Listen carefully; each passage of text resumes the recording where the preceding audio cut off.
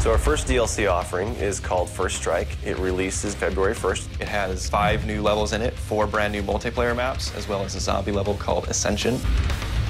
Kowloon is inspired by the single-player campaign level that was also set in Kowloon City, China, but the actual design and the layout and the geometry in the map is built from the ground up for MP. Kowloon is the only map that has zip lines, which will allow players to quickly get from point A to point B. The trade-off to that is that you're completely exposed while you're on the zip line. You can't use your weapon. It's going to get you to your location much faster, but there's also the risk that you're going to get shot. Discovery is an Antarctic research station that was a German outpost left over from World War II. The two sides of the map are divided by a deep chasm. You're always kind of fighting for control over that crossover from one side of the map to the other. My tips for Discovery is really just learning the layout of the map, understanding how that chasm can impact the flow of the gameplay, and always being conscious of the exposure that you have to long-range weapons. You might be on a snow bridge and somebody throws a grenade, which collapses the floor around you.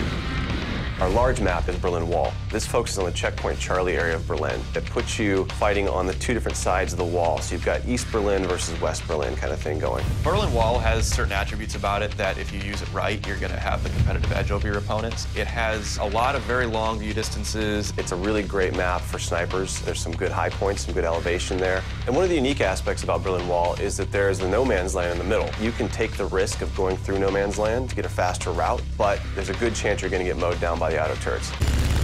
So Stadium's one of my favorite maps. I am a run and gunner, so I tend to like that map. It's going to provide those close quarter players tight adrenaline, action-packed experience. So never underestimate the value of tactical insertion, and always be checking your corners and realize that these engagement distances are going to be really small, so use that to your advantage. I think it's going to cater to a lot of the players who just like the frenetic style of gameplay that Call of Duty has to offer.